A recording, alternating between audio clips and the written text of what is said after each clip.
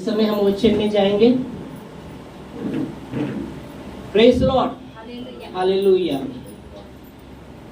हम आते हैं वचन में।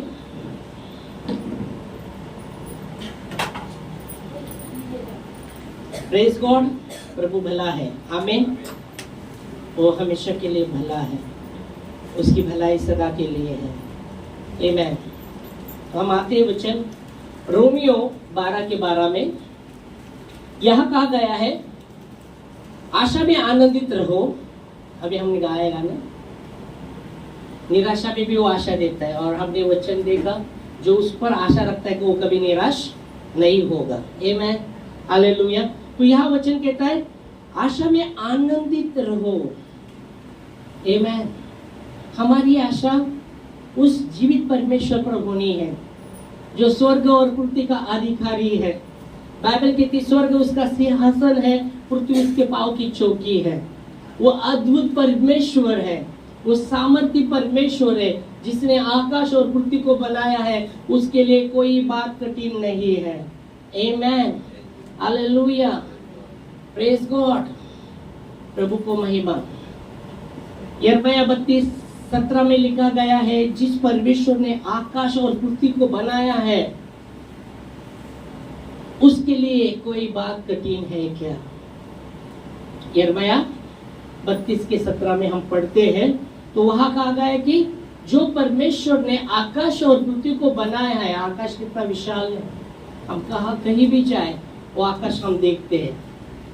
ऐसा है क्या कोई क्षेत्र कि आप जहां गए और आसमान नहीं दिखता? ऐसा कोई क्षेत्र है क्या? नहीं ना। कहाँ भी आप जाएंगे, कहाँ भी जाएंगे तो आसमान दिखेगा। कहाँ पर जाएंगे तो पृथ्वी दिखेगी, है ना।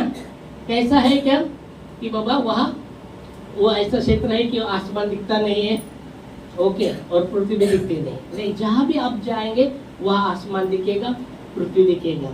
तो बाइबल कहती है, जिस परमेश्वर ने आसमान और पृथ्वी को बनाया है, अपने बाहुबल से स्थिर किया है, उसके लिए कोई बात कठिन है क्या? सवाल किया गया है, उसके लिए कोई बात कठिन है क्या? तो उसके लिए कोई बात कठिन नहीं है।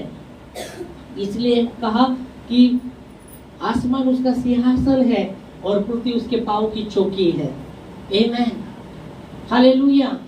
और उस परमेश्वर पर आपकी आशा है। बाइबल कहती है, आशा में आनंदित रहो। वो परमेश्वर पर जब आपकी आशा है, आप निराश नहीं रहेंगे, आप निराश नहीं रहेंगे। कैसी भी परिस्थिति आने दो आपके जीवन में, क्योंकि मेरी आशा उस जीवित परमेश्वर पर है, आमीन, जो स्वर्ग और पृथ्वी का अधिकारी है। Praise God. यिर्मयाह 32:17 पढ़ो। हे प्रभु यहोवा, तूने बड़ी सामर्थ से, बढ़ाई हुई भुजा से आकाश और पृथ्वी को बनाया है। तेरे लिए कोई काम कठिन नहीं। अपने सामर्थ से आसमान और पृथ्वी को बनाया है, तेरे लिए कोई बात कठिन नहीं, तेरे लिए कोई काम कठिन नहीं है। और इसलिए यह पौलुस कहता है कि आशा में आनंदित रहो। कौन से आशा में? प्रभु पर आशा में, प्रभु पर आशा। जब आप प्रभु पर आशा रखते, आप कभी लज्जित पज्जित नहीं होगे, आमीन, हालेलुया।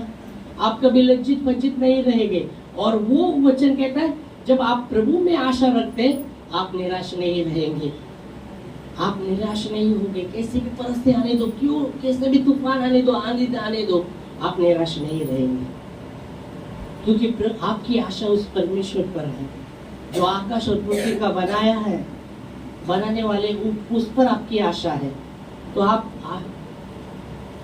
निराश नहीं रहेंगे। परमेश्वर ने खुद कहा कि मैं तुम्हारे अंत में तुम्हारी आशा को मैं पूरा करूंगा, हालेलुया, प्रेज लॉर्ड। अंत में मैं तुम्हारी आशा को पूरा करूंगा। अंत में क्या? पहले क्यों नहीं? अंत में प्रभु देखता है हमारे विश्वास को, हमारे भूख को देखता है। परमेश्वर के प्रति हमारा कितना विश्वास है, कितना सच्चाई से श्रद्धा करते परमेश्वर की, कितनी उपासना हम करते हैं। Hallelujah, praise God. बाइबल कहती है आशा में आनंदित रहे, वो आशा प्रभु पर होगी है। बाइबल कहती है जहाँ तेरा धन है वहाँ तेरा मन लगा है। अगर आपका धन यीशु मसीह नहीं है तो आपका मन कहाँ उस पर लगेगा। बाइबल कहती दो स्वामी की सेवा मनुष्य नहीं कर सकता, एक परमेश्वर प्रभु का और एक धन का। दो स्वामी की सेवा एक व्यक्ति नहीं कर सकता। एक स्वामी से वो चिपक कर रहेगा, एक स्वामी को वो क्या करेगा, तुच्छ जानेगा। एक व्यक्ति दो स्वामी की सेवा नहीं कर सकते। वैसे यीशु मसीह ने कहा कि तुम धन और परमेश्वर दोनों की सेवा नहीं कर सकते। एक से चिपके रहेंगे, एक से तुच्छ जानेंगे। वैसे ही यीशु मसीह ने कहा जहाँ तेरा धन है वहाँ तेरा मन है। अगर आपका धन परमेश्वर नहीं है और कोई धन है आपका, प्रभु आने के बाद भी किधर बाबा, आप बोलेंगे नहीं तुम जाओ, मैं इधर ही ठीक है, मेरा धन इधर है, मेरा धन इधर है, इधर है। समझ में आ रहा है? हमारा मन प्रभु पर लगाना बहुत जरूरी है। भजन लिखने वाला कहता है मैं अपने मन को प्रभु पर लगाता हूँ, मैं अपने मन को प्रभु पर लगाता हूँ। हालेलुया। भजन संहिता में हम देखते हैं वो कहता है मैं अपने मन को प्रभु की ओर लगाता हूँ। प्रेज गॉड, परमेश्वर को महिमा। हमें आपका मन कहाँ लगा है? आपका मन कहाँ लगा है? यहाँ भजन लिखने वाला दावीद कहता है कि मैं अपने मन को प्रभु के ऊपर लगाता हूँ, मैं अपने भरोसे को प्रभु पर लगाता हूँ, मैं अपने मन को प्रभु पर लगाता हूँ। आमीन, हालेलुया, प्रेज लॉर्ड। भजन संहिता 121 मैं अपने आंखें पर्वत की ओर लगाऊंगा, मुझे सहायता कहाँ से आती है? जो आकाश और पृथ्वी का करता है उससे मुझे सहायता आती है। आमीन, हालेलुया। मैं अपनी आंखें पर्वत की ओर लगाऊंगा, मुझे सहायता कहाँ से आती है? जो आकाश और पृथ्वी का करता है उससे मुझे सहायता आती है। आमीन, हालेलुया।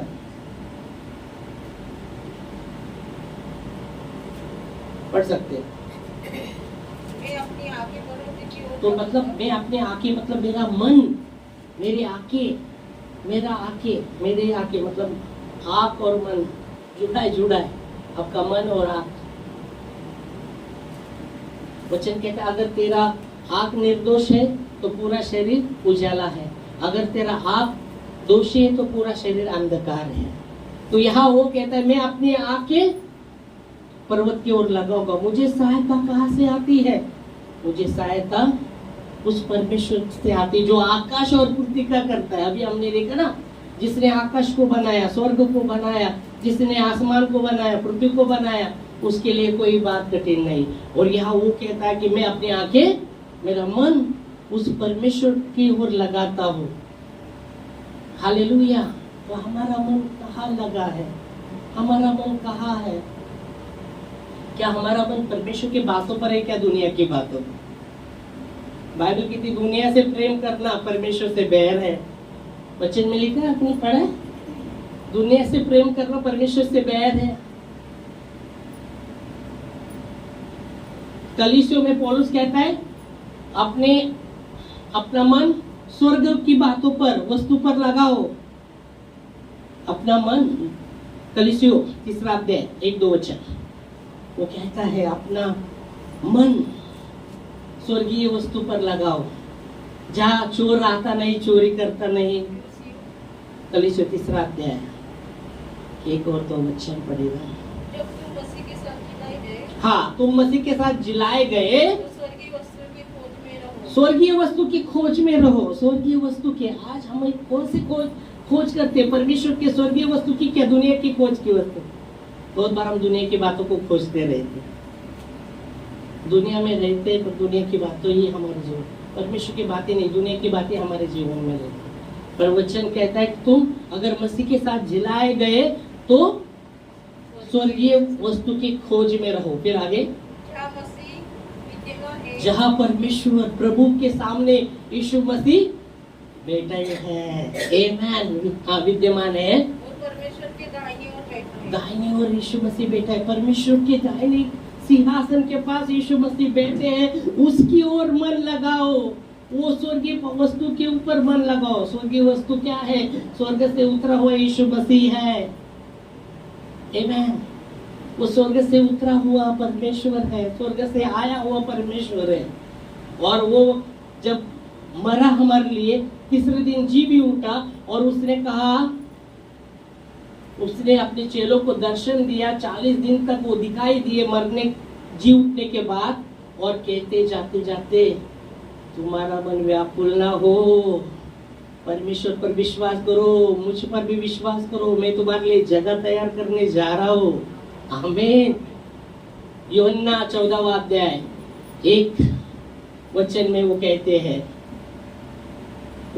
तुम्हारा मन व्याकुल ना हो, तुम्हारा मन व्याकुल ना हो, तुम्हारा मन व्याकुल ना हो।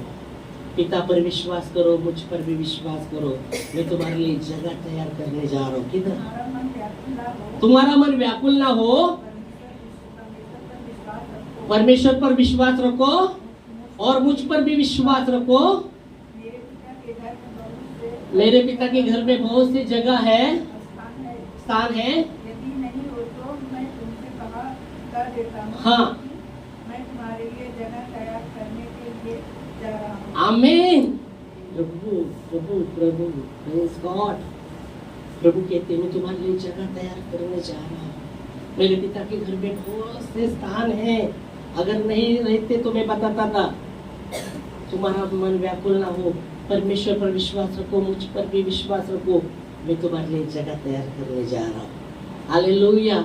और इसलिए कलीसियों में पौलुस, संत पौलुस कहता है, मसीह के साथ अगर तुम जिलाए गए तो स्वर्गीय वस्तु की खोज में रहो, जो परमेश्वर के पास यीशु मसीह बैठे हैं, सिंहासन दाहिने सिंहासन के पास वो बैठे हैं, उसमें आपका मन लगाओ। हालेलुया। और पृथ्वी पर की नहीं, पृथ्वी पर की नहीं, पृथ्वी की बातों पर नहीं, पृथ्वी की वस्तु पर नहीं, परंतु स्वर्गीय वस्तु पर ध्यान लगाओ। स्वर्गीय वस्तु पर ध्यान रखो।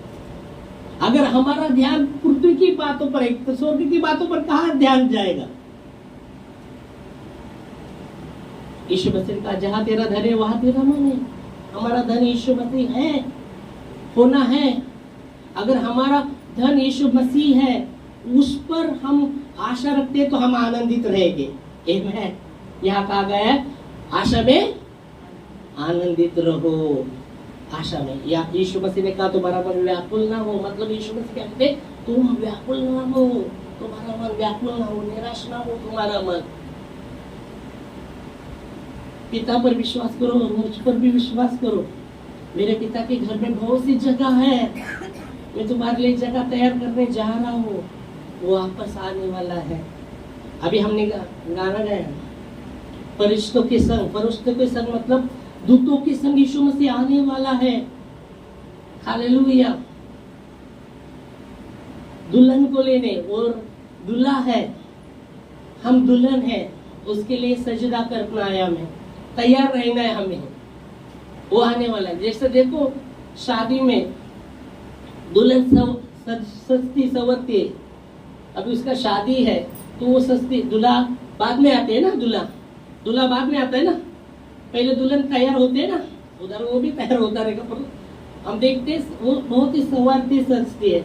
वैसे बाइबल कहती है यीशु मसीह हमारा दूल्हा है, हम दुल्हन है, कलीसिया दुल्हन है, और वो लेने आने वाला है। इसलिए यीशु मसीह ने कहा तुम्हारा मन व्याकुल ना हो, पिता पर विश्वास करो, परमेश्वर पर विश्वास करो, मुझ पर भी विश्वास करो। मेरे पिता के घर में बहुत सी जगह है, अगर नहीं रहती तो मैं बताता था, मैं तुम्हें लेने आने वाला हूँ। हालेलुया। और इसलिए बाइबल कहती है, इसलिए हमारा धन, हमारी आंखें, हमारा मन प्रभु पर लगाना बहुत जरूरी है। यीशु मसीह हमारा धन होना चाहिए, तभी वहां हमारा मन लगेगा। हालेलुया। क्या हमारा मन प्रभु है? क्या हम प्रभु से प्रेम करते या सांसारिक बातों पर बहुत प्रेम करते? अगर बाइबल कहती अगर आप सांसारिक वस्तु पर प्रेम करते, सांसारिक वस्तु पर, सांसारिक बातों पर आप प्रेम करते तो परमेश्वर से बैर है। संसार से प्रेम करना, सांसारिक बातों से प्रेम करना परमेश्वर के लिए बैर है। मालूम है उचित में लिखा है, एक यूहन्ना में लिखा गया है, जो सांसारिक बातों से, संसार पर प्रेम करता है, संसार मतलब सांसारिक बातों पर, सांसारिक जो बातें उस पर प्रेम करता है, तो परमेश्वर से बैर रखना है। ऐसा लिखा है। मेरा प्रेम प्रभु होना है, मेरा मन प्रभु की ओर लगाना है। Hallelujah, praise Lord. और इसलिए बाइबल कहती है आशा में आनंदित रहो। आशा मतलब नहीं हुआ पर एक आशा है, प्रभु आने वाला है, प्रभु आने वाला है, आशा है। और यीशु मसीह ने कहा तुम्हारी आशा अंत में पूरी करूंगा। आपकी आशा मैं अंत में पूरी करूंगा। वो देखता है, वो देखता है, वो सुनता है, सिर्फ देखता ही नहीं, वो सुनता है। बाइबल कहती जो अंधेरे में बात किया जाएगा वो हाँ सामने आएगा। अंधेरे में कितना भी गुप्त बोलो तुम, वो गुप्त नहीं रहने वाला, सुनाई जाएगा। और इसलिए वो कहता है कि चौकस रहो, चौकस रहो। हाँ बात करते हैं क्या? तो मामा हमारे देवरान बोले कि अगर तू प्रेम अच्छा से रखते नहीं तो मुझसे बात करें तो झूठ समझ रही थी। जब मैं इधर आई 2-4 महीना बीता तो मैं इधर, मेरी मम्मी ने फोन की तू कैसी है, तो मुझसे कहने से पहले उसने मेरे कान में ऐसा आवाज आया तू बोल मैं चंगी हो गई। आमीन आमीन। तो परमेश्वर अगुवाई करता है। आज ही मैं एक जैसा फेसबुक पर देख रहा था, एक दास बोल रहे थे अभी वो दास प्रभु के पास गए हैं, तो एक दूसरे दास उनके विषय में बता रहे थे। रेड बॉन्की बोल के वो दास थे और उनको लगा सुसमाचार उधर फैलाना चाहिए। तो जब देख रहा था और सुसमाचार कह रहा था तो बहुत से तरुण लोग वहां नहीं थे। और ये बोला तरुण लोग कहाँ है? तो बोले सब डिस्को में, इसमें वहाँ एक डिस्को था, और नाचना बिचना सब चलता था वहाँ, पीना बीना नाचना बिचना सब चल रहा था। बहुत तरुण लोग उसमें फंसे थे। तो ये जो रेड बॉन्की है ना, जब वहाँ गए तो वो जो जिसका वो था ऑनर, वो डिस्को जो नाचना बिचना सब कैसे भी तरुण लोग उसमें फंसे थे, व्यसन में, उसमें सब में। तो वहाँ उस ऑनर के पास गया और बोला मेरे को यहाँ ना प्रचार करना है, 5 मिनट मेरे को देना, मैं परमेश्वर का सुसमाचार का प्रचार करूँ। वो बोला मैं क्यों दूँ, वो बोला मैं क्यों दूँ। और ऐसा बोल के फिर वो लोग उसका मजाक उड़ाया। और वो जैसे जा रहे थे, प्रभु की आत्मा ने उसको बोला मुड़कर, आज तेरे बार में वो लोग जो आते हैं, जो नाचते बिचते जो तरुण लोग, उनका कल क्या होगा मालूम है? कि तेरे को मालूम है? तेरे पास जो आते हैं उनका क्या होने वाला है मालूम है कल? वो बोला अरे ये बात तो आज दिन भर में सोच रहा था। वो ऑनर, वहाँ का मालिक सोच रहा था ये लोग ऐसे तरुण लोग फंसे हुए, ये डांस में दारू बीरू सब इसमें नशे में, जो भी आधे कपड़े डाले हुए नाचते बिचते हुए बाहर में थे वो लोग। तो मैं भी आज वही सोच रहा था। फिर कैसा पता? परमेश्वर की आत्मा ने उसको बोला। फिर बोला जो तेरे मन में वो बता रहे ना इनका क्या होने वाला, वही प्रभु मेरे को बता रहा है। फिर वो बोला आज नहीं, मैं कल 12 बजे तुझे मौका देता हूँ, 5 मिनट इधर प्रचार करने का। फिर वो गया, दूसरे ने बोला इतना बड़ा वचन था, क्या कैसा सुसमाचार बताने का, और 5 मिनट में बताना है मेरे को।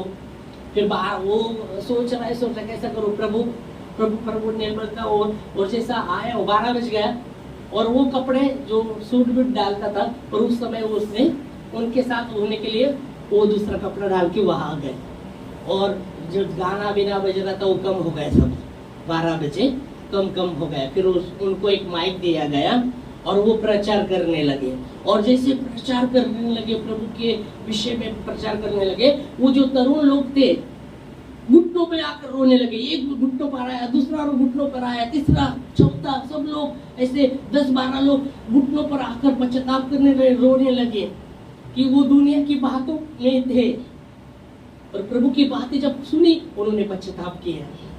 Hallelujah, praise Lord. तो ऐसा परमेश्वर है, परमेश्वर अद्भुत है।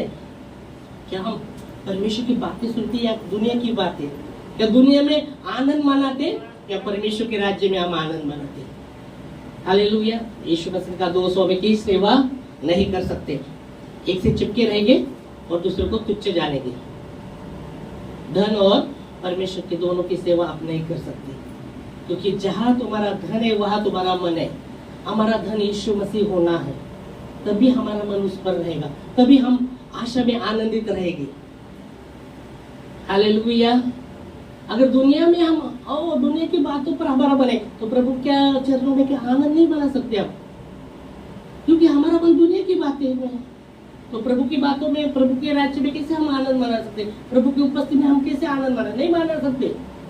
क्योंकि आपका मन दुनिया की बातों में है। और इसलिए यह वचन कहता है रोमियो में, आशा में आनंदित रहे। आमीन, हालेलुया। लोगों ने वो दुनिया से प्रभु के वचन को सुना, उनका जीवन परिवर्तन हो गया, वो पश्चाताप करने लगे, रोने लगे वो।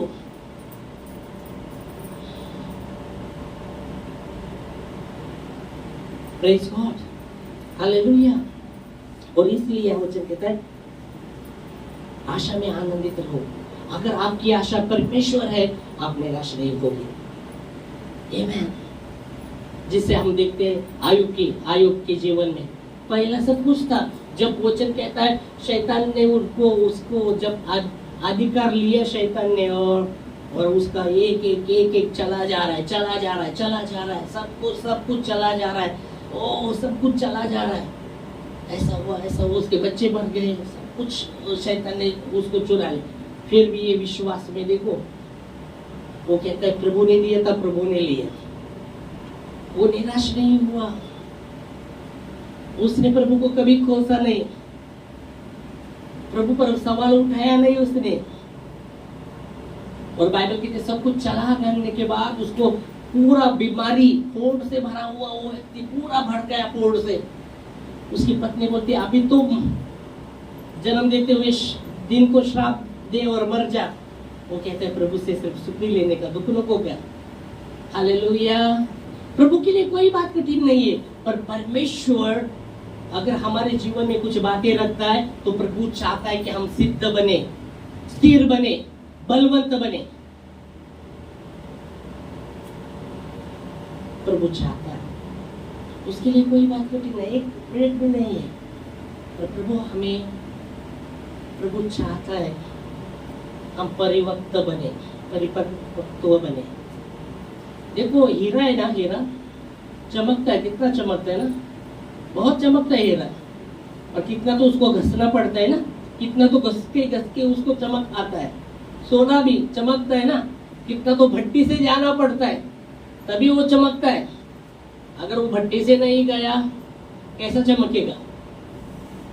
तो वैसे ही जब प्रभु में हम है तो कुछ परमेश्वर बातों को हमको लेके चलता है, हमारे हमको देखता है, वो परखता है कितने हम विश्वास में खरे उतरते। आयुब के जीवन में भी सब कुछ परमेश्वर ने दिया था, और शैतान जब प्रभु के पास आता है बोलता तूने सब कुछ दिया इसलिए वो तेरी महिमा करता है। जरा निकल हाथ तू उसके ऊपर से, तूने आग्नि का बाड़ा बांधा है ना, और सब कुछ दिया इसलिए वो तेरी महिमा करता है। ठीक है, परमेश्वर बोलता है मैं हाथ निकालता हूँ, उसके प्राण को छूना नहीं। और बाइबल कहती है एक बुरा समाचार, ये बुरा। ऐसा तेरे साथ बुरा हुआ, दूसरा बुरा हुआ, घटना पर घटना, बुरे घटने उसके जीवन में हो रहे, फिर भी परमेश्वर को उसने कोसा नहीं है, परमेश्वर को उसने कुछ नहीं जाना। और खुद पत्नी पूरा फोड़ से भरा हुआ वो व्यक्ति, ओ इतना दर्द में वो था। उसकी पत्नी देखती और कहते अभी तो जन्म देते, वो उसका दशा देख कर वो कहते जन्मदिन को श्राप दे और मर जा। वो बोलता है परमेश्वर से सुखी लेने का दुख नहीं क्या। और बाइबल कहते उसके दोस्त मित्र जब उसको मिलने आते तो वो भी जब उसकी दशा देखते कुछ बोल नहीं सके, बोल बाइबल कहती, और बाहर जाकर बोलते इसने बड़ा पाप किया इसलिए ऐसा हुआ इसका। और उसने अपने मित्रों के लिए भी प्रार्थना किया, और बाइबल कहते उसका जो भी चला गया था दुगना परमेश्वर ने दिया। अंत में मैं तेरी आशा को पूरा करूंगा। आमेन। उसने देखा, आयुब को परखा परमेश्वर ने, वो खरा उतरा था हर एक बातों में। Hallelujah, praise God. आशा में आनंदित रहे। आमेन। दूसरी बात, तो हमारा मन प्रभु की ओर, यह वचन कहता है कि तुम स्वर्गीय वस्तु पर अपना मन लगाओ। अगर आपका मन परमेश्वर की बातों पर है तो आप कभी नहीं निराश रहेंगे, कभी नहीं उदास रहेंगे। अगर आपका मन परमेश्वर की बातों पर नहीं है तो दुनिया की बातों में अगर आपका मन है तो हम बहुत बार हम देखेंगे तो हम निराश रहेंगे। दुनिया में खुश रहेंगे पर प्रभु के राज्य में हमेशा निराश रहेंगे, क्योंकि हमारा मन लगा ही नहीं प्रभु की बातों पर। तो यहाँ पौलुस यही कहता है कि आशा में आनंदित रहो। जो आशा में आशा प्रभु पर है, जो रखता है, इसका मतलब वो निराश नहीं होगा। कैसी भी परिस्थिति से जब जाएगा वो निराश नहीं होगा। प्रभु की इच्छा, वो कहेगा प्रभु तेरी इच्छा मेरे जीवन में पूरी हो, प्रभु तेरी इच्छा मेरे जीवन में पूरी हो। आमीन। मेरी इच्छा नहीं, प्रभु तेरी इच्छा पूरी हो, क्योंकि आशा प्रभु में है। तो प्रभु आपकी इच्छा हमारे जीवन में पूरी हो। आमीन।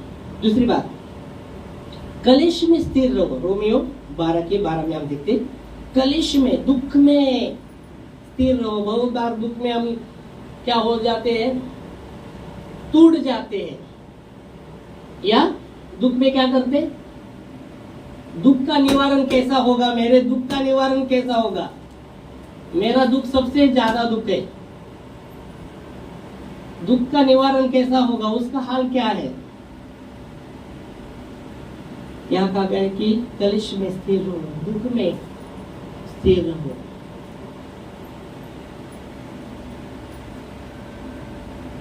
बाइबल कहती है परमेश्वर और मनुष्य में गिनती में स्वर्ग और पृथ्वी का फर्क है। तुम्हारे विचार और मेरे विचार में स्वर्ग और पृथ्वी का अंतर है। तुम्हारी गति में और मेरी गति में स्वर्ग और पृथ्वी का अंतर है। हालेलुया। जब वो बोलते हैं ना, पत्रस में लिखा गया है, तुम्हारे जो परमेश्वर सारे महिमा का दाता है, जिसने आपको और मुझे अनंत महिमा में बुलाया है, थोड़े देर तक दुख उठाने के बाद आप ही हमें सिद्ध करेगा, स्थिर करेगा, बलवंत करेगा। और इसलिए वचन कहते हैं दुख में, कलेश में स्थिर रहो। अगर आप कलेश में स्थिर नहीं रहते तो अभी कभी भी आप स्थिर नहीं हो सकते। बहुत बार कलेश में लोग स्थिर नहीं रहते, वो चाहते कि कलेश से मेरे को कैसा छुटकारा मिलेगा, कब मिलेगा, कभी मिलेगा। वो कभी स्थिर नहीं हो सकते। और जो कलेश में स्थिर रहता है ना, बाइबल कहती है 1 पत्रस 5:10 में लिखा गया है, परमेश्वर जो सारे अनुग्रह का दाता है, जिसने आपको अनंत महिमा में बुलाया है, थोड़े देर तक दुख उठाने के बाद आप ही तुम्हें सिद्ध करेगा, स्थिर करेगा और बलवंत करेगा। आमीन। और वो थोड़ा देर मालूम नहीं है कब है वो थोड़ा देर। हम पढ़ सकते हैं 1 पत्रस 5:10। परमेश्वर जो सारे अनुग्रह का दाता है। परमेश्वर कैसा है? सारे अनुग्रह का दाता है। मतलब वो दया करने वाला परमेश्वर है, वो नफरत नहीं करता। वो बुराई नहीं चाहता पर भलाई चाहता है। वो जिस परमेश्वर पर हम विश्वास करते हैं यीशु मसीह, वो नफरत नहीं करता, प्यार करता है। वो हानि नहीं चाहता, भलाई चाहता है हमारी। Hallelujah, praise Lord. वो जो सारे अनुग्रह का दाता है, सारे अनुग्रह का दाता एक ही दाता है, एक ही जो सारे अनुग्रह का दाता है, सारे अनुग्रह का दाता है, जिसने मसीह में तुम्हें अनंत महिमा के लिए बुलाया है। मसीह में, यीशु मसीह में आपको और मुझे थोड़ी देर तक महिमा के लिए, अनंत महिमा के लिए बुलाया है। थोड़ी देर तक अनंत महिमा के लिए बुलाया। अभी यहाँ कहते हैं तुम्हारे थोड़ी देर तक दुख उठाने के बाद आप ही तुम्हें सिद्ध स्थिर बलवंत करेगा। आमीन, हालेलुया। पर क्या हम वो कलेश में स्थिर रहते हैं क्या? वो बात है। क्या कलेश में हम स्थिर रहते हैं क्या? अगर आपका कलेश में, अगर आपका भरोसा परमेश्वर है, आप कलेश में भी स्थिर रहेंगे। जैसे आयुब के जीवन में हमने देखा कितने कलेश कैसे गया, वो कितने तकलीफ से गया। और यीशु मसीह भी आपके लिए और मेरे लिए इतना तकलीफ से गया। उसके पाँव में खीले मारे गए, हाथों में खीले मारे गए, सर में कांटे भी मुकुट ठोसा गया, 39 कोड़ों के फटके मारे, वो खून और मांस निकलता था उनका, भाला मारा गया। किसके लिए? उन्होंने कुछ गुनाह नहीं किया था। वो राजाओं का राजा, प्रभुओं का प्रभु था। एक सारी महिमा को नकारते हुए वो संसार में आए थे। बाइबल कहती परमेश्वर अपने लोगों के पास आया पर लोगों ने उसको स्वीकारा नहीं। परमेश्वर अपने लोगों के पास आया पर लोगों ने उसको स्वीकारा नहीं। जो परमेश्वर जो सारे अनुग्रह का दाता है, मसीह में आपको और मुझे अनंत महिमा के लिए बुलाया है। थोड़ी देर तक दुख उठाने के बाद वो हमें स्थिर करेगा, सिद्ध करेगा और बलवंत करेगा। आमीन। और इसलिए वचन कहता है कलेश में स्थिर रहो, जो सारे अनुग्रह का दाता है। इसलिए पौलुस ने कहा प्रभु तेरा अनुग्रह मेरे लिए काफी। जब उसको बाइबल कहती है, अभी देखो बाइबल कहती है उसके अंदर शैतान का दूत परमेश्वर ने रखा था, मालूम है? शैतान का दूत परमेश्वर ने पौलुस के अंदर रखा था और उसको वो मारता था। वो क्यों बोलता है, क्यों रखा, वो भी बताता है कि मैं भूल ना जाऊं, व्यवस्था की बातों से भूल ना जाऊं, परमेश्वर के छोड़कर वो ऐसा भूल ना जाऊं। इसलिए मेरे अंदर एक दूत रखा है शैतान का और मुझे मारता है। जब मारता है दूसरा मेरे को दर्द होता है, ओ मारता है, दर्द होता है। और बोलता है मैंने 3 बार प्रार्थना की, प्रभु ये जो मुझे तकलीफ देता है, मारता है, मुझे दर्द होता है, इस सब को मेरे से दूर कर। तो प्रभु बोला मेरा अनुग्रह तेरे लिए काफी है।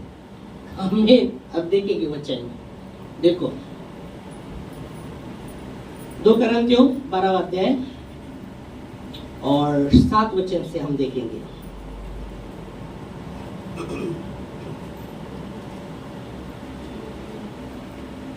बारह अध्याय 7 से पढ़ेंगे।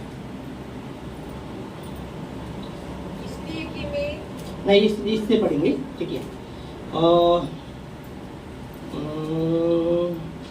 5 से पढ़ेंगे, चलो। ऐसे मनुष्य पर तो मैं घमंड करूंगा।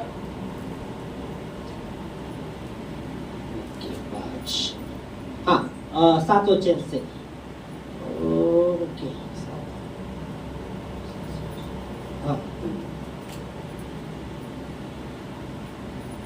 हाँ 7 वचन से पढ़ो। 7। इसलिए कि मैं प्रकाशनों की धोखाई से भूल न जाऊं। हाँ, पर हाँ ओके, वचन कहता है कि इसलिए कि मैं प्रकाशनों की बातों से भूल न जाऊं, प्रकाशन की बातों से भूल न जाऊं। मेरे शरीर में कांटा चुभाया गया, मेरे शरीर में कांटा चुभाया गया, अर्थात शैतान का दूत। अर्थात शैतान का दूत। बाप रे, मेरे शरीर में एक कांटा चुभाया गया, अर्थात शैतान का दूत। आगे, मुझे घुसे मारे, ओ मुझे घुसे मारे।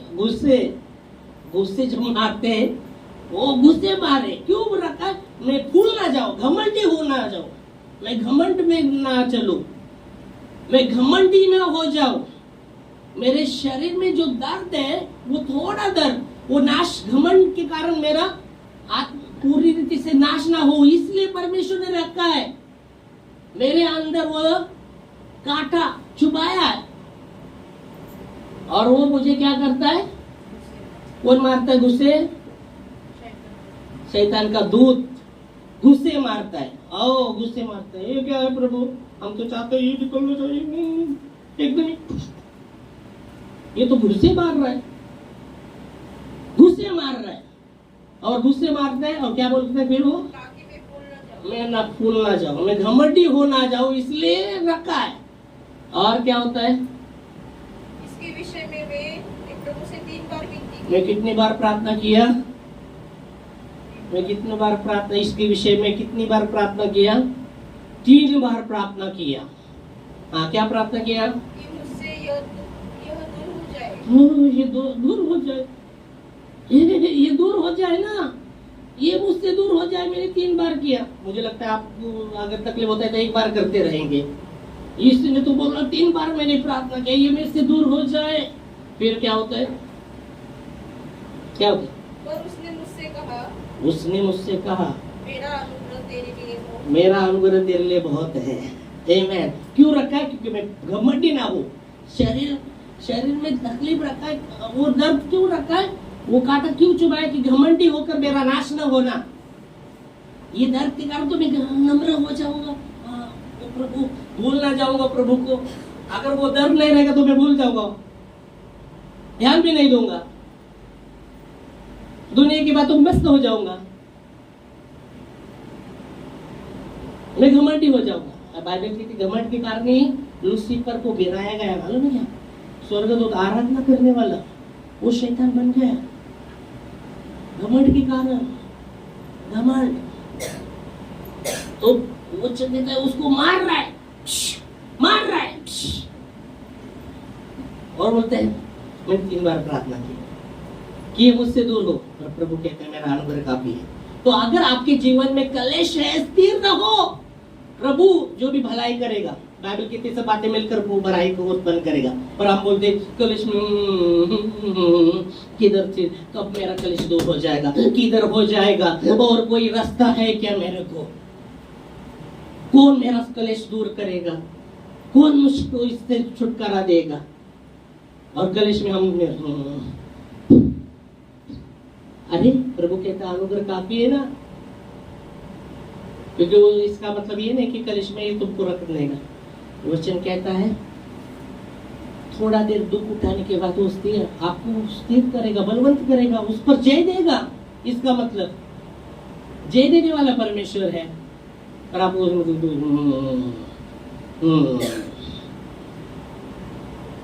और हम बोलते हो किधर आशा, क्या है, पुढं आनंद, पुढं शांती, सगळं स्वाद, आमचं दुःख लय मोठं।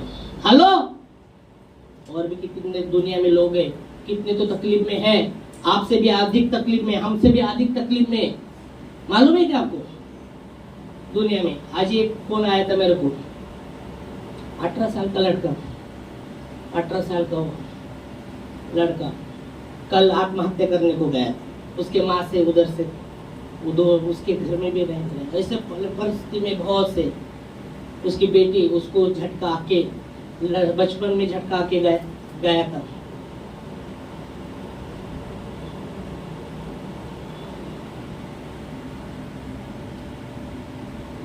उसके पति ने भी छोड़ दिया। उसके पति वो घर ससुर वाले कांच फोड़ के डालते थे, उसके पाँव में घुसे कांच फोड़ के, बता रही थी उसकी माँ। ऐसे ऐसे उसको बहुत टॉर्चर किया, मानसिक रीति से बहुत उसको सताया ससुर वाले ने, उधर वाले लोगों ने। अब उसके वो उसके सब विश्वास करते हैं, वो लड़का पहले विश्वास करता था, विश्वास करता वो सबका बपतिस्मा भी हुआ है वो बता रहे, चर्च को भी जा रहे हैं, पर बहुत सा समस्या है। उसका एक्सीडेंट हुआ, फ्रैक्चर है, पाँव हाथ फ्रैक्चर है,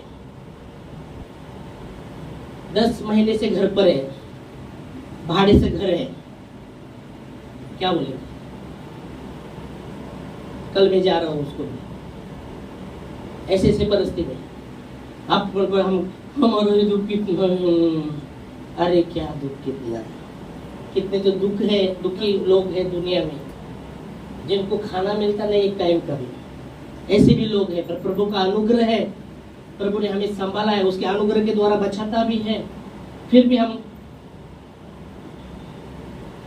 इसलिए यीशु मसीह ने कहा आज का दुख कल के विषय में चिंता मत करो, आज का दुख बहुत है बाबा रे, मेरा अनुग्रह काफी है, फिर भी मेरा अनुग्रह काफी तेरे लिए। आमीन। और इसलिए वचन कहता है कलेश में स्थिर रहो। और तीसरी बात, नित्य प्रार्थना करो। कितना बार हम प्रार्थना करते, कलेश में हम प्रार्थना करते, दुख में हम प्रार्थना करते, क्या रोते रहते, या दुख में ही प्रार्थना, प्रभु दिखता है हमको, सुख में दिखता नहीं। आप करें, हर समय प्रभु दिखना चाहिए, हर समय उससे बात करना चाहिए, सुख दुख में। आपका मन जहाँ है, आपका मन, आपका धन जहाँ है वहाँ आपका मन है। यीशु मसीह हमारा धन होना है। अगर आपका धन यीशु मसीह है, यीशु मसीह के लिए तो आप सब कुछ पूरी रीति से अर्पण करेंगे। जैसे हम देखते आयोग ने सब कुछ चला गया, फिर भी उसने प्रभु को कोसा नहीं, प्रभु को धन्य कहा, प्रभु को धन्य कहा। हमारा इधर धन्यवाद उठने कोई होता नहीं।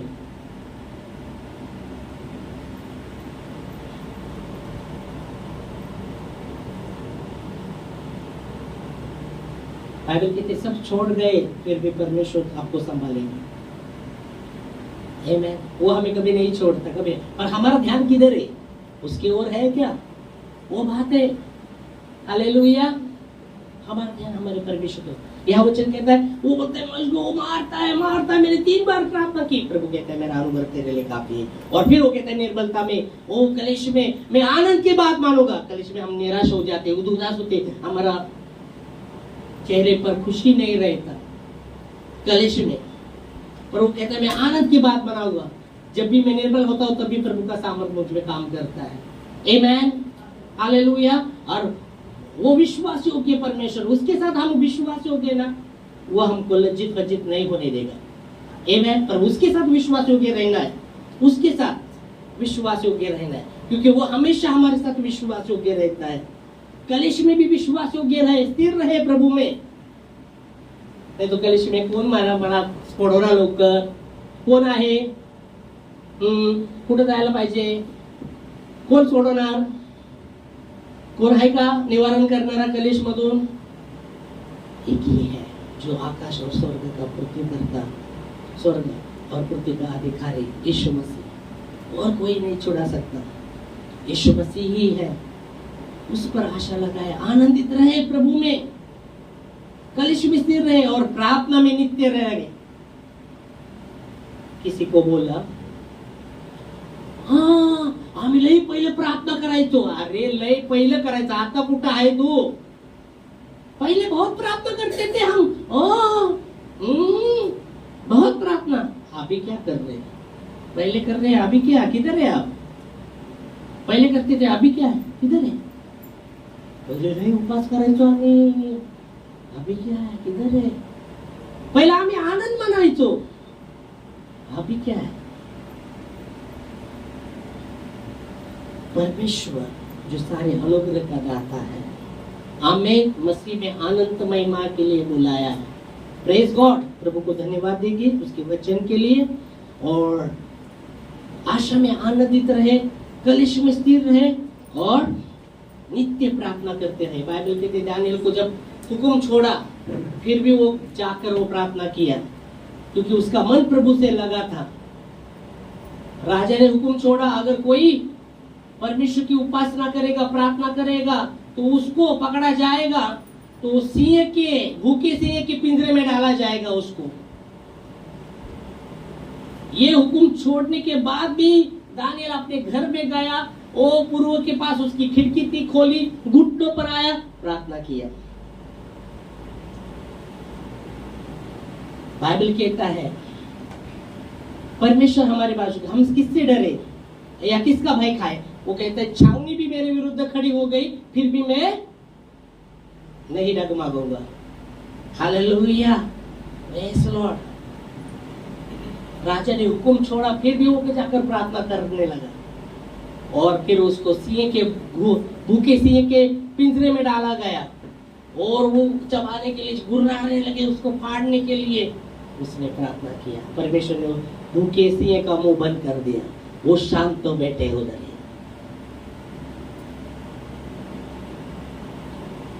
ये बोल रहा दानियल का, रात भर राजा भी सोया नहीं, क्योंकि दानियल का क्या हुआ रहेगा? दानियल सुबह जब राजा आता है, दानियल तेरे परमेश्वर ने तुझे बचाया क्या? मतलब हाँ प्रभु, मेरे परमेश्वर ने मुझे बचाया।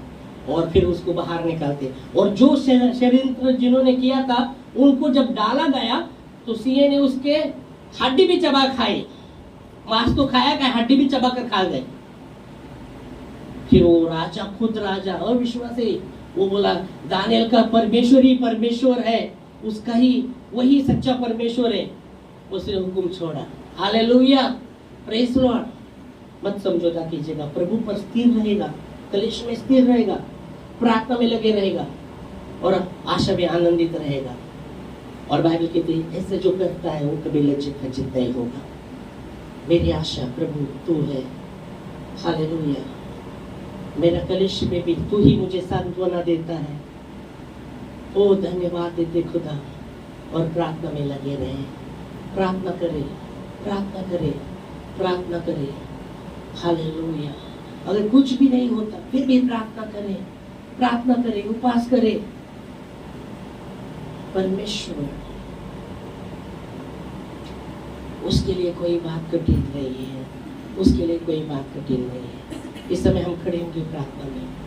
थैंक यू जीसस, आपके लिए कोई बात कठिन नहीं। खुदा धन्यवाद देते हैं, और आशा में हम आनंदित रहे तेरे अच्छा